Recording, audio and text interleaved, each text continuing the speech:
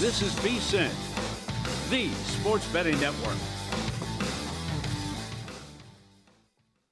Always follow the money. That's what I always say. You always follow the money. Yeah. This is Follow the Money with Mitch Moss and Pauly Howard on VSiN.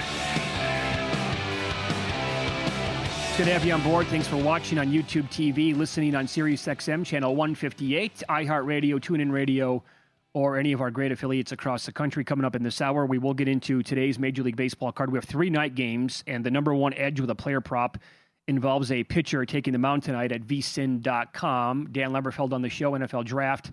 In about 30 minutes, we hit the NBA now as Circa NBA Oddsmaker Justin Tricarico joins the program now. He's on the Progressive Guest Line. Justin, thanks for the time today. How are you?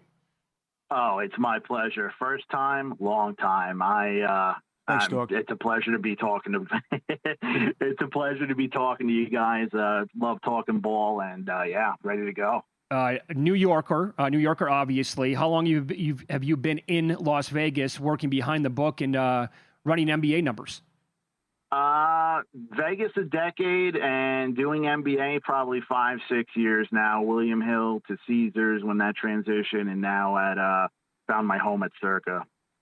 And NBA is your baby. Okay, how is the handle been at Circa, by the way, for the play-in games? A lot of excitement out there for them?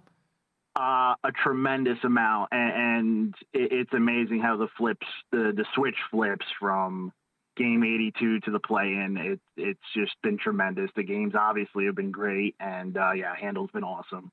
What were your numbers on the first game tomorrow, where it appears Orlando wants to get Mosley fired, and the only guy showing guts and heart is Bane, and Charlotte's power rating is so good based on their resume and how well they've played since January, even though they're on the road? I can't believe the number hasn't gone up to 5. I mean, Orlando is just a dead team walking right now, in my opinion. Mm-hmm. Dan Caro just doing his thing of driving into 3 people and kicking it out. Did you see the pass where he threw and it hit a woman in the face? I mean, it's kind of crazy to me. And Mosley, I mean, he's the second the game ends, he's out of there. Yes. All right. That's a good opinion. Phoenix up to 3.5 against Golden State. They looked great last night. Bombs away from 3. Phoenix was down big against Portland. How about the Suns laying 3.5 at home tomorrow night? I'm on the Warriors. I like the experience that they bring to the table. Draymond in that fourth quarter was just outstanding. I'm not a huge Draymond guy, and watching him lock up Kawhi for that fourth quarter was amazing. Obviously, Steph does his thing.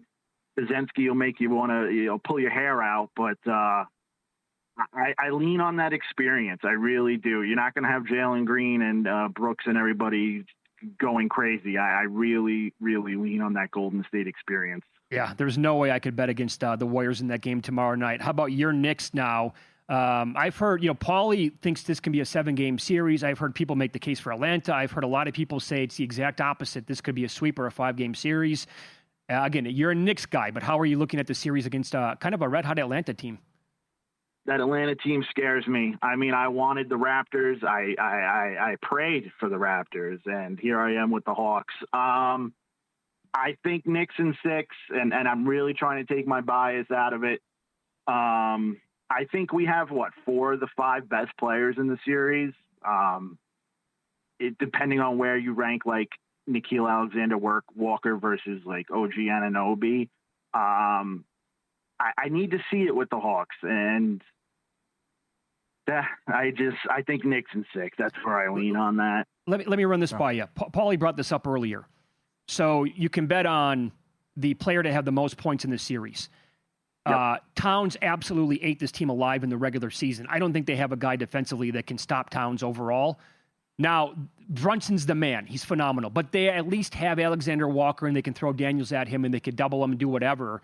You think Towns at 9-1, leading scorer of the series, would be worth a wager?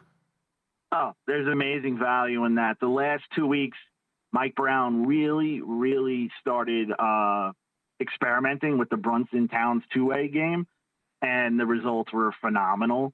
And, yeah, like you said, who's stepping out on the perimeter to try and lock him down? I think there's a lot of value at 9-1 on Towns most points. And Brunson's been deferring lately in the fourth quarter, which has been a welcome sight. He can't do it by himself. This is tough for odds makers and bookmakers. What the true number is, and what's the power rating on this Laker team now? Because this was as high as like 850 on Houston, and now the Lakers are down to 4-1. But it's just I don't have much to go on because when the injuries occurred, and then the Lakers also faced some bad teams, or either bad teams or guys that sat people. So what do you think this really true number should be with the series price with Houston and L.A.?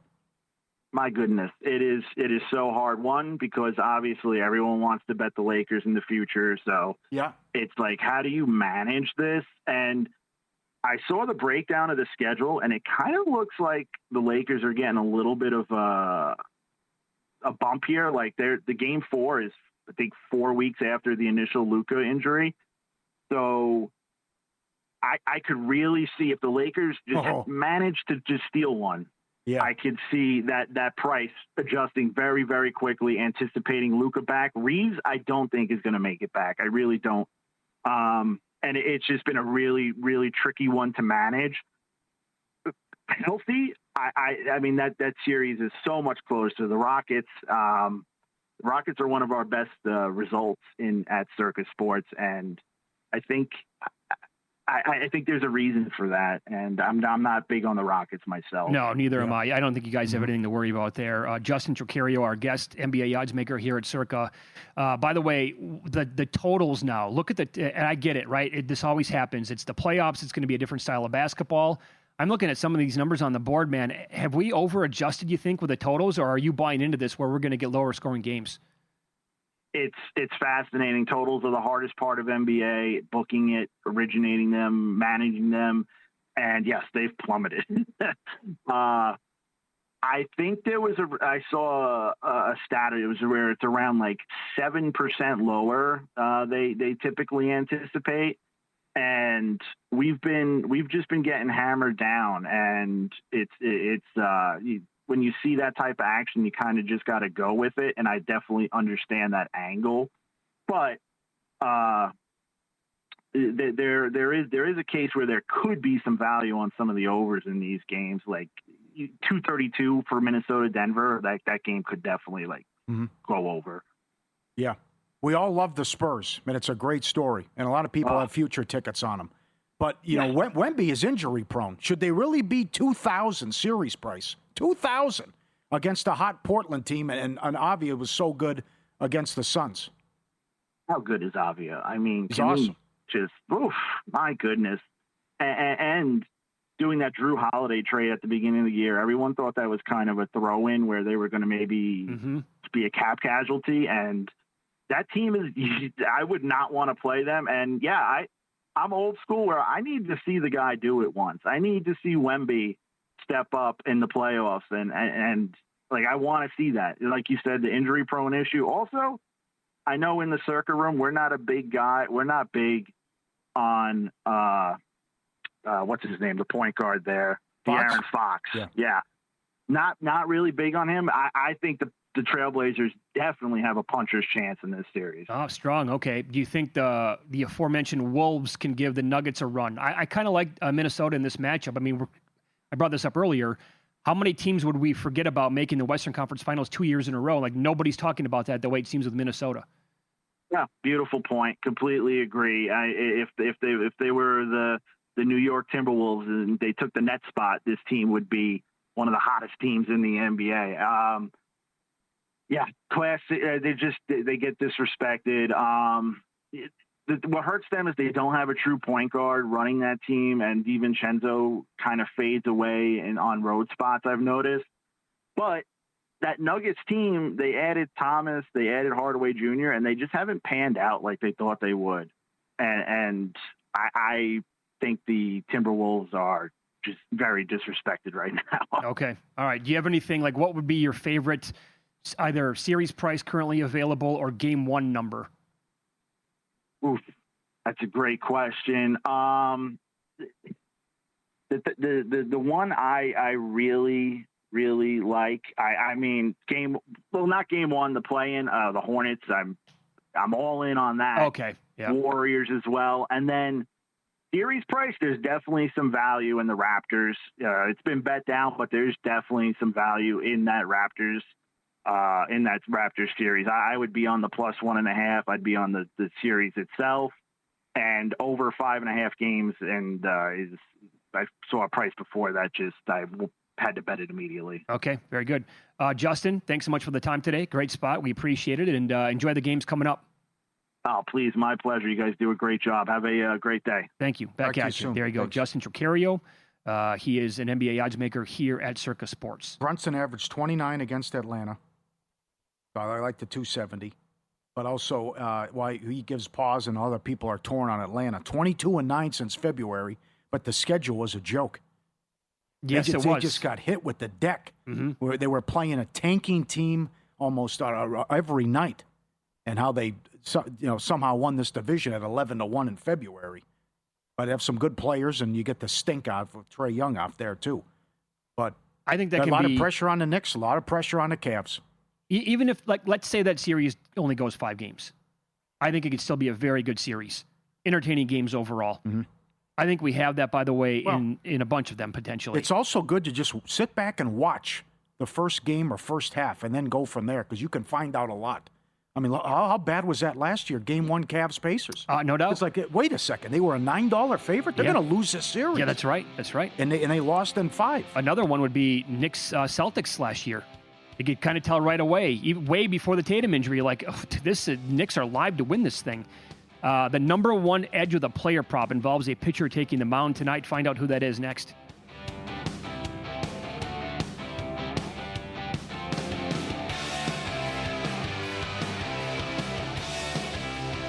So you're listening to this podcast because you want an edge. But what if I told you you're only halfway there? You've got the mindset. Now it's time to get the toolkit to match. Here's the thing. Pro bettors spend thousands on data and tools, but what they don't want you to know is you can get the same edge for a fraction of the cost with VSiN Pro. With VSiN Pro, you get access to expert picks, public betting data, prop projections, powerful tools, analytics, and more. Tap the link in the description and see why thousands of bettors are already using VSiN Pro to cash more bets.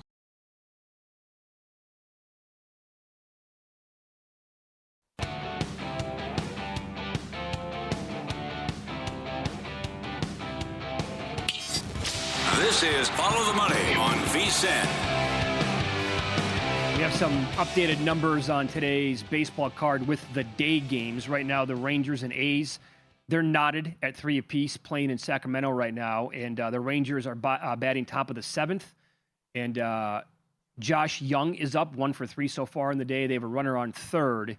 Again, tied here at 3 apiece. And the Rangers, well, I think the A's must get out of this because the A's just moved to a favorite. The total here is 8.5, tied at 3 apiece again.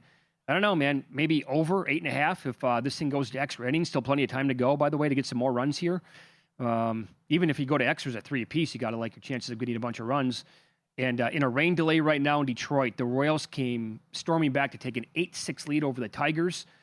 Again, this has been in a rain delay for a minute. And, look, the bullpens are going to get involved here now after the rain delay. You want to take a little bit of the Tigers plus 1.5 at plus 154? At this rate, they're going to get their licks in the bottom of the 9th as well. And if they don't, that means they won the game outright, and you'd cash that. They're plus 390. You don't trust these bullpens, Pauly. You can't. It's been bad. I know. Are you following what's going on with Tampa?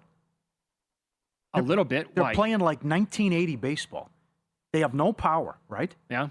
They have the most bunts so far in the season going back since 2018.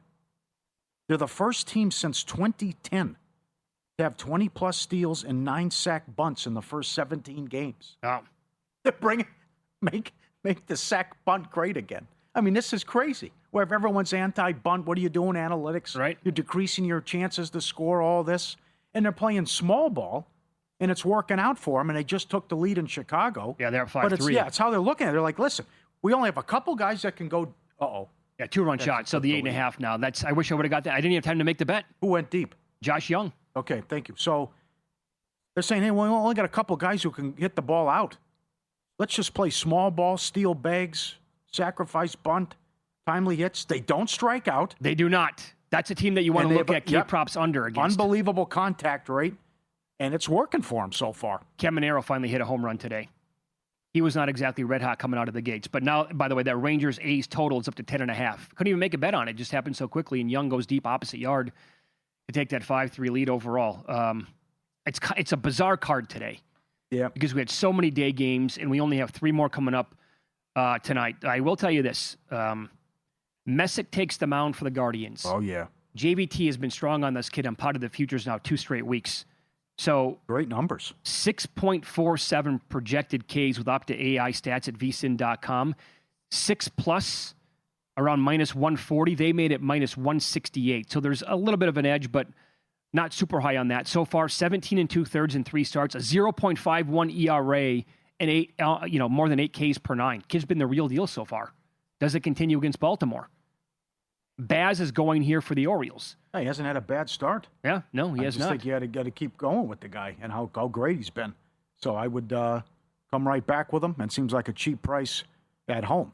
I think the question is, no momentum in baseball because Castillo could throw a gem, but my God, how do the Mariners respond after that? That is, but not to mention, just the Padres are finding ways to get it done. Trying for 9 in a row, averaging 7 runs a game, and if it's close, it's over because they're going to go to Miller to shut everyone down in the 9th. So the Mariners are starting to hit, but Munoz spitting it up, and maybe there's runs here as Castillo's off to a slow start, and I don't know how you get behind Walker Buehler tonight. Well, that's the thing. I was going to ask you, right? So if the Padres are plus money to win the game, but that means you're backing Walker Buehler, and you got to trust him to limit Seattle. I guess in this, unless the Padres just come back from 6-2 down again like last night. They're never dead. They're never out of it the way it seems. Yeah. That's the only problem here. If it was a different pitcher going today, not named Walker Buehler, the Padres would be the only look for me. Yeah. You want to play like a first 3 or a first 5 over? I would think that's good too, the way they're hitting. Yes. And how do you want to attack? Ryan Weiss goes for Houston, 29-year-old rookie. He was in the KBO, and then it's going to be an opener for Colorado and Dollanders behind him. And he was batting practice last year as Houston teed him up, and he had all sorts of problems. But they won again. Alvarez is cooking. I would just look at Alvarez props. Number 1 in on base, number 1 in slugging, 13 hits, last 26 at bats at home. He has been raking. I could look at his props as well, and it was absurd last night. 3-1 early on. Rockies leave him loaded. First and second, nobody out for Houston. Didn't get a guys on every inning and couldn't score. But I think will be runs today, and the Alvarez props have been great. How hot he's been. Well, can I get a home run from Alvarez? I'm asking because plus 290. Okay. Yeah. Well, I bet him first player to 10 home runs this year, based on the early season schedule. He has 7. That's great, right? Here's the problem: Jordan Walker has 8. Yeah. Sal Stewart, Aaron Judge now has 8 too, by the way. Sal Stewart, Mike Trout, Brandon Lau all have 7. Very good. Schwarber's right behind him at 6. Who offered that? Caesars Will Hill. Oh, that's cool. And I didn't. One of the reasons why I bet it is because they had the Rockies in 2 series, including 1 at Coors, and then they had that early season series against the A's in Sacramento. I think he only hit 1 home run combined in those 6 games. He also, remember early on in the year, he had that one go off the top, like the roof in Houston. Otherwise, it would have been a home run, and they called it out. And so he was robbed of that one, and he also hit one at Coors that was out of 22 out of 30 ballparks, but not Colorado. So I could be sitting on 9 home runs right now and 1 away from cashing that ticket. But can you get me 2 tonight, buddy? Where'd you get 2 from? 3 total bases is plus 160. 2 is $1.20. Okay. How hot he's been. Well, so the number 1 edge with the player prop tonight with the Opta AI stats at vsin.com is in that game, and it's the guy that you already talked about, Ryan Weiss. He projects for, it was 6.75 Ks earlier, down to 6.61 as we speak. Come on. They had 5+. I grabbed this earlier today. 5+ at plus 114. Looks like now that's moved to like minus 106, but they make 5+ Ks minus 373. That's an edge of plus 27.4%. And if you can find plus money out there right now on Weiss to have 5+ based on the Opta AI numbers, They really, really like it. So far in 5 appearances, 11 innings, and he struck out 12.27 batters per 9 in that game. So far in the season, I should say. Also, a guy that the Opta.ai stats liked a lot last night, and he cashed back to the well in that Mariners-Padres game. Luke Raley, big game last night. And at vsin.com, they expect big things again. 2+ total bases for Luke Raley. They make it -117. It's currently available at +175, +17.6% with the edge there. And also 2+ hits, runs, RBIs. They make -164, and you can grab that at -119.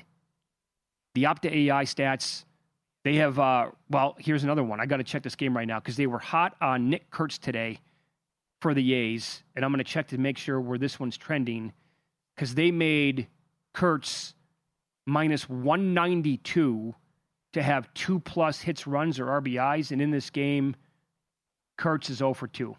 So that one's not looking so hot. It is April 16th. We made it this far.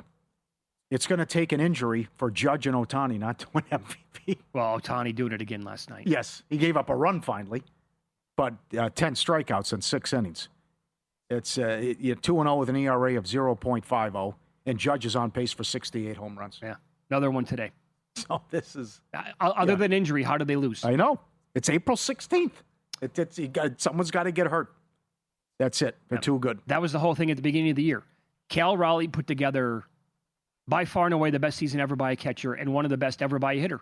And he was a Gold Glove, like elite defensive catcher last year. Hit 60 home runs, couldn't win. Okay, here's what I was looking for earlier. Trout, 4th player with 5 homers in a series against the Yankees. He joins Jimmy Fox, Darrell Evans, and George Bell. Only guys to do it. George Bell was something. Oh, man, I love Remember George him? Bell. In '88, the Cubs signed him, gave him with Danny Jackson and Dave Smith. They were so excited. We're going to make them. They were terrible. Terrible. Every guy sucked, and that's elite company. Good job, Trout. That was also Chris Berman's prime, man. I mean, George Taco Bell. The first time that I heard him say that, how do you not laugh out loud as a kid? Those Toronto teams. Was it Mosby? Oh my God, they were Bell, Barfield. Yeah, Jesse Barfield. Ernie Witt. Boy, those are good teams. Was that Steve time as well? So. Boy, I loved him. Jimmy Key. He had one of the most unhittable breaking balls I've ever seen. He played in probably the worst remember that exhibition field? Oh, yeah. Winfield at the Seagull? I mean, that was, oh, man, that place was a dump. Yeah. But those were some good teams in the 80s, man. Was that place worse than where the Expos played their games in Montreal? Yes. Was it? That was also a huge dump. That was bad, too. Yeah. You always had that noise. So remember that? Them making noise? Yeah, that's right. Some device or something crazy with their rally caps or something. NFL Draft next. Dan Leberfeld on the program. He covers the Jets and the entire league. The team was favored to draft David Bailey yesterday. Teams are allowed to visit with 30 players before the draft. Why'd they cancel with him, and what does that mean for the number 2 pick overall?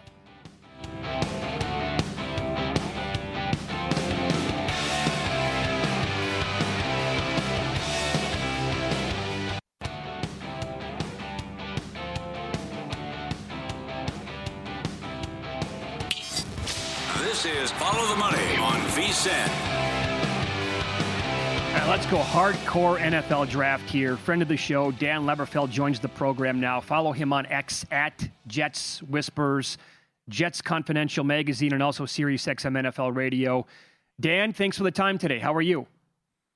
I'm doing great. It's always an exciting week when you come down the home stretch for the draft, as far as over the next week, because it gets a little redundant at some point, and you want the thing to get going. So excited for it to get going in a week or so. Yeah, no question. A week from tonight. Let's begin with that number 2 overall pick owned by the New York Jets.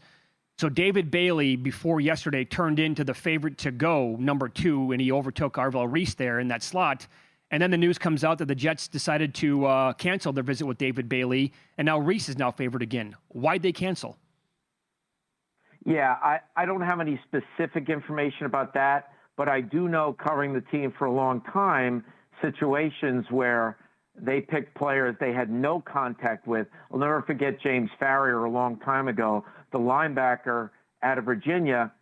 He said after they picked him, They had no contact with him, no meetings, no anything. So I don't think the cancellation of the Bailey meeting has anything to do with whether they like him or not. I think they feel they have enough information on him already to make a decision, so they just want to look at other people in terms of those 30 visits. Okay, fair enough. So a week out from the draft right now, and they're basically now the same number of DraftKings, each guy's minus 115. Who do you think they're going to take? I think it's going to be Bailey. I do subscribe to the theory, though I wouldn't run an organization this way, but Albert Breer had a story for Sports Illustrated where he talked about Bailey being the guy because of the fact that Aaron Glenn needs to win this year, and Bailey is more settled science. I mean, he's a good edge rusher. You know what you're getting. With Reese, he's more of a project. You got to figure out where you're going to play him, off-the-ball linebacker, edge rusher, coverage linebacker. He could be really good in time, but I think Bailey's the guy that comes in immediately, wrecks the game coming off the edge, and if you're of the opinion Aaron Glenn needs to win this year, Bailey's the guy that comes in and is more of an immediate impact. So I would lean towards Bailey there. All right, great answer. What do you think happens at 16? And you have a good article up on this and what you think could happen and what other people were saying as well. Yeah, there's so much talk about the Jets needing to pick a receiver at 16, and you see so many mock drafts where they pick one of those guys like Tyson or Boston. I think that logic is a little misguided from the standpoint that people look at the stats of their receivers last year. When you look at Garrett Wilson, obviously he got hurt in the middle of the year, but they say after Garrett Wilson, they don't have anybody. That's not true. Adonai Mitchell is a more than capable number 2 receiver who they acquired in the Sauce Gardner trade with the Indianapolis Colts. Adonai Mitchell's problem last year with the Jets was they had quarterback issues big time. And I don't understand the thinking that, well, the receivers weren't good. Who's throwing them the ball? They can't throw it to themselves. Mm-hmm. So to me, if Geno Smith does a better job for them at quarterback, Adonai Mitchell will be fine as a number 2 receiver. I would consider the Penn State guard at 16, because think about it. If you get Ioane at 16 and you plug him in with Fashanu at left tackle and Membu at right tackle and Tippmann at right guard and Myers at center, you put him at left guard, they can have the best line in the league. And the thing Geno Smith needs more than anything is a great running game to sell the play action. So to me, if the Jets are going to go value at 16, I don't think receiver's the pick. So Ty Simpson is a hard pass at 16? Yeah, I don't think, considering the coach said, and you got to take the coach at his word, he said that Geno Smith can take his team to the promised land. Now, I know a lot of people in Vegas might chuckle at that, right, including you guys, but the coach said it, right? So if he thinks Geno Smith can take them to the promised land, why would you pick a quarterback in the first round with so many other needs? I think maybe they take a flyer on Nussmeier in the 4th round. I don't think they go quarterback in the first round. Are we getting carried away with the Ty Simpson stuff? He was hurt. He's 6'1". Should he really go at the back end of the first round? Well, the problem with Simpson isn't necessarily his height, it's his frame. He's got a very lean build. I know they list him at 215 now, but it's not a thick 215. When you have those quarterbacks that are not only short, but on the slender side, how are they going to hold up on the NFL level? I mean, when you look at Baker Mayfield, yeah, he's 6'1", but he's got that body armor going on, right? He's a thick guy, and I think that helps him deal with the hits in the league. When you look at Simpson, he played at 208 last year, and Simpson had that back injury last year. I'm not sure Simpson has the body armor to hold up long-term getting hit a lot as far as when you look at his frame. Let's follow the money here on VSiN, the Sports Betting Network. Dan Leberfeld, our guest, and he is on the Progressive Guest Line at Jets Whispers on X, Sirius XM NFL Radio as well. What do you think the Titans do at number 4 overall? Well, I think they're clearly shopping the pick. I mean, their general manager, it's hard to keep up with who's making decisions there because it seems to change every year. So now it's Mike Borgonzi who has all the power. The team president, Chad Brinker, had the power last year. And before that, they forget about the off-the-field stuff. They ran a really good coach out of town, Mike Vrabel, because he wanted more control over personnel. So it's always strange who's making the decisions there, but it seems to be Borgonzi. And he said this week there are a handful of players that they like at 4. So I think they're shopping the pick. I mean, I think they like Love, but I think they're shopping the pick. So I think they could trade out of there if some other team wants to move up. But when you look at the idea that they might pick Love, I'm not sold on Ward as a quarterback. So yeah, you're going to see a lot of stacked boxes with 8 or 9 guys. So if they think that they're going to pick Love and not address the O-line there or not improve the trenches overall, I'm not sure how effective Love would be there considering the state of their offensive line. So I think the pick could be traded. A couple of GMs have said expect fireworks, and there'll be a lot of trades Thursday. Are you hearing that? Yeah, I think so. I think I think if someone blows away the Jets at 2, they could be interested. Arizona at 3. I mean, what's Arizona going to do at 3? You know, when you look at Maui Goa, maybe, but are you going to pick a right tackle? And he is a right tackle at 3. Is that a little too high for a right tackle? Is 4 too high for a running back? I mean, the team that you guys are closest to in Vegas, Genti, how much of an impact did he have? You have mixed opinions with teams. There are a lot of teams that would not pick a running back in the first round. Other teams would. Mm-hmm. So when you look at one of the greatest running backs of all time, you know, Terrell Davis of the Denver Broncos, what was he picked in the 5th or 6th round? You can find running backs later. Different teams have different philosophies with running backs. Some of them will never pick a running back in the first round. Living in New York, covering the Jets, have you heard anything about the team that plays in the same stadium, the Giants? Do you know which direction? Pauly was saying offensive line earlier. Does that make sense to you? Yeah, it does. And we were talking off the air before the segment. When you consider, and all the gamblers out there thinking about who the team might pick, and they look at mock drafts from really good NFL writers, and so many times in the mock drafts, need is the driving force behind the pick. But a lot of these teams, I know it's boring, but picking the best player available is how they do it. And the Giants last year, I know Harbaugh's there now, but the Giants last year, under this GM, they picked Abdul Carter, right, at 3. That was not a need. They had Thibodeau and they had Burns, and like, you know what? He's too good to pass up. So I would give a tip to people betting the draft. If a team has a history of sticking to the value board, be wary of mock drafts, because mock drafts are all about value, not the value board. And the Giants last year did not go for need. They went for the value board. So if you look at teams that are really driven by value, be careful going in a mock draft that's basing it on need. Dan, where do you think A.J. Brown ends up? I think it's still New England. I think that ship has sailed in Philadelphia. You have a rookie offensive coordinator, Sean Mannion. Do you want to have him dealing with this guy chirping in his ear about ball distribution? No way. And look what they did. You know, Howie Roseman can poo-poo it all he wants, but they've made a lot of moves at receiver, including the Wicks move with Green Bay. They're moving on. They've been trying to get a first-round pick. It's not working out, so I think eventually they'll work something out with New England. I think he's gone. Okay. Great spot as always, Dan. Thanks so much for the time. We appreciate that. Always great to be on with you guys, and enjoy the draft. It's going to be a lot of fun. Back at you. Yes. You can follow Dan on X at Jets Whispers, Jets Confidential Magazine as well, and Sirius XM NFL Radio on the Progressive guest line here. So he thinks it's going to be Bailey. DK has both guys minus 115 to go number 2 overall. Isn't that strange? You would draft a guy, you don't have to talk to him or have a meeting or heads up, anything? Well, they have a history of it, though, as I know, he said. but that's to me, that's bizarre. But so unless you absolutely know, right? You just know, like, that's going to be the dude that you're taking. And maybe you just want to have 30 other guys that you want to talk to for later on in the draft. Buy a car that way? That's crazy. You got to see what's under the hood. Sure, online. There's a lot of people go online shopping. You want to buy jeans, a shirt, shoes online? A lot of people do it. I don't want to, but people do it. Got to try them on. We'll expand on the draft coming up next. A recent VSiN guest said to watch out for this player landing in the first round. That would be about 8-1.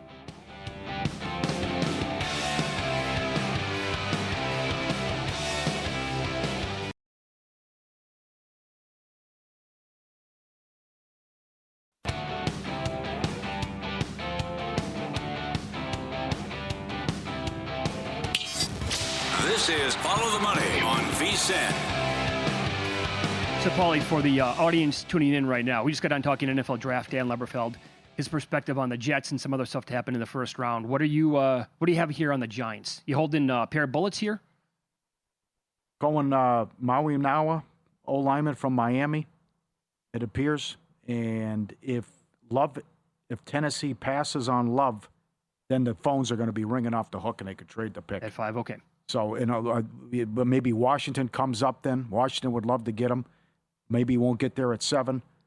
But, and plus what Rizzo said last week, that Fano goes to Cleveland at 6 at plus overall. 575. And he said, absolutely, they're not taking Tate. Yeah. And Tate's the favorite. You got a bit of a sweet tooth, fella?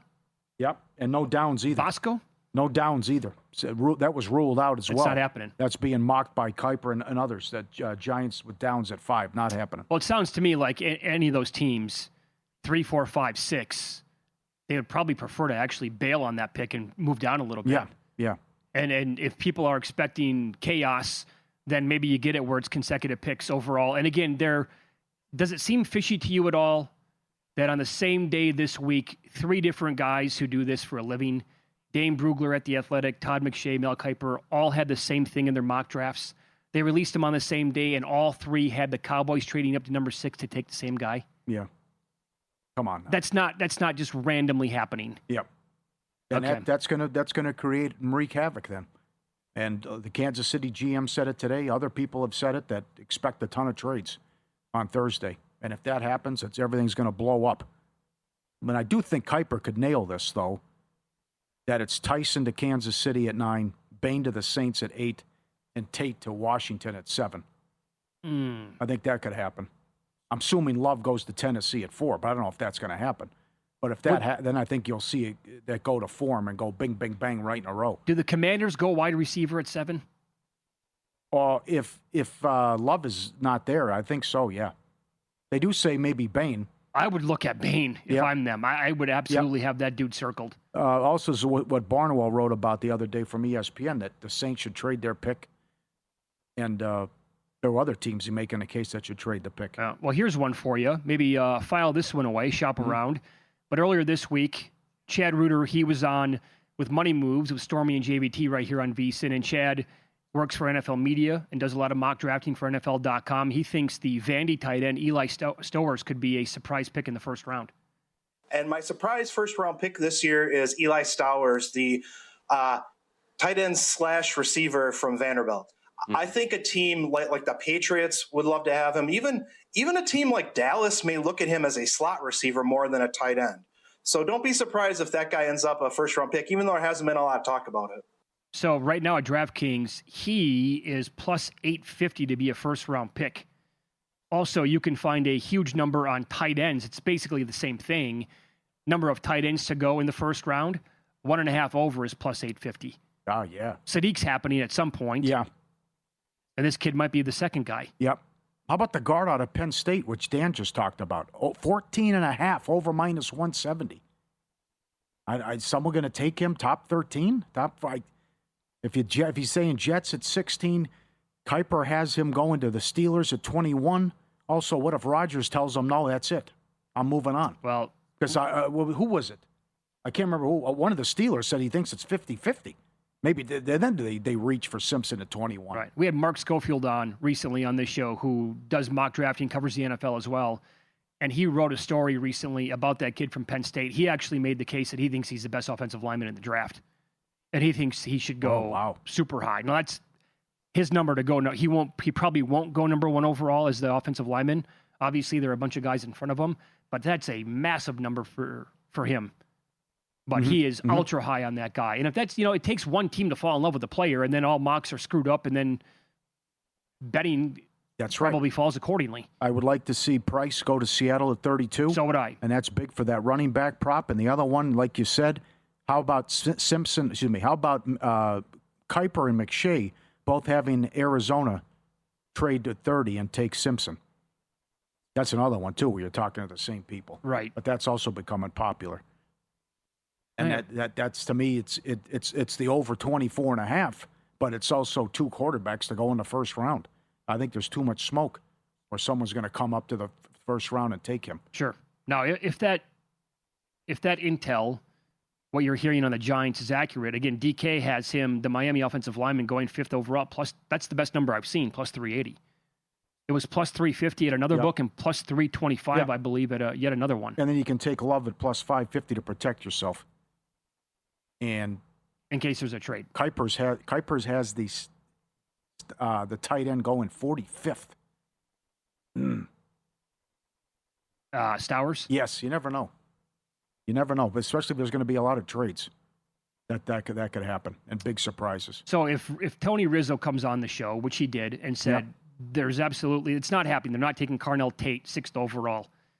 He's the short shot on the board. Ruled it out unsolicited. Oh, yeah. Said, get out of here with that. He's plus 175 to go 6th overall. Yep. Sonny Styles is 4-1. Fano plus 475 now. Who would trade up to take Carnell Tate at number 6? I don't see a team that would surprise me big time if that were to happen. And then you have Sonny Styles plus 250 to go 7th overall. Love plus 250, and then Tate plus 330. Bain right there, that'd be the Commander's pick unless there's a big trade involving that team, is plus 550. Again, I would seriously consider him. Maybe they are. But that's the one team that has to take Tate for him to obviously cash that. To ruin that bet on me. Tate to go 7 plus 330. I'm not so sure. I don't think Styles will be there. I don't think Love probably won't be there either. And then it comes down to Tate and Bain. I think it will be Tate. Have you seen how the number has changed for number of wide receivers in the first round? 5.5? Well, it's been 5.5, but I think last week the over was almost 2-1. That has completely flattened out now, and it's basically a pick 'em both ways. And that actually might make it a good time to bet wide receivers under 5.5. Was it Humans yesterday saying that it's tough to find a 6th receiver who's going to go in the first round? Look at under now is look at that. Under 5.5 is now even money at DK. Over 5.5 was almost 2-1 last week. And so if you're right, or if your dream comes true with Seattle taking Price, the running backs over has also dropped a little bit. That was 5-1 to get 2 in the first round. That's now down to 4-1 at DK. Starts a week from tonight. And I did like that Spytech said that he's listening to, other teams in the league about the number 1 pick overall in the draft. Oh, you got to. That'd be an absolute bombshell, though, would it not, at this point? Yeah. How about what Dan said? You never know with the Jets. Someone comes in with that great offer. You got to take it. That would be phenomenal if that happened and shake things up. And what do they have? 4 or 5 first-round picks the next 2 years? Yeah. They stockpiled those? Yeah. Yeah. I'm not seeing much movement here with the hockey. So still waiting. Final day of the regular season. You'd think Anaheim's got to win because they don't want to see Colorado. They're $1.30 against Nashville, and Edmonton needs a point against Vancouver. They're $3.25. I can't believe if LA wins, Anaheim wins, and the Oilers lose in regulation. Oilers play Colorado. Ought to be a disaster for the league. That's supposed to be a conference final. And Colorado's up to $1.90 against Seattle. Is Edmonton good enough to get to the conference final again this year? I believe so, yeah. Yeah, okay. Maybe they are. Too good with the offense. Yeah, the Pacific is just so down. Yes. At least, but again, as I said earlier, at least we would get the series then. There's no guarantee that we would get that in the conference finals. By the way, if you want to see some fireworks on the screen tonight, just pay attention in about an hour to the hockey numbers. That's when it's going to light up. We had Jeff Davis on earlier, and he's like, this is going to happen like 30 minutes before they drop the puck tonight. It's going to go. These numbers could change like $1 almost with some of those prices. Yeah, it's tough for San Jose. Back-to-back, got blown out in Chicago. Now they're taking on the Jets. Got to go to Winnipeg, and then the season's over. Yeah, what would your level of passion be for that game? No if kidding. You remember, I think San Jose punts on it. It's a 6.5 for a total, too. Looking for an edge in baseball betting? Check out the VSiN Daily Diamond, sharp daily baseball betting insight all season long. Jensen Lewis and Dave Ross break it all down. Lines, totals, props, futures. Subscribe to the VSiN Daily Diamond wherever you get your podcast and search VSiN for the full podcast lineup. Everything from the NBA, college sports, horse racing, and more. The Sports Betting Network, VSiN. A's have the bases loaded and Nick Kurtz is at the plate. I don't know why Texas just tapped the ABS challenge. That ball was not even close. Uh-oh. And so it goes to 3-0 now with the count. It's 5-3 Texas right now, bottom of the 8th. Bases juiced with 2 outs. Give him a green light. Come on, throw a pitch here before we head off. Come on, Nick. If you do this, man, he takes a strike on the outside corner. All right, we'll update that game coming up. An NBA reaction after last night. I don't know how you can bet against this team after watching that performance.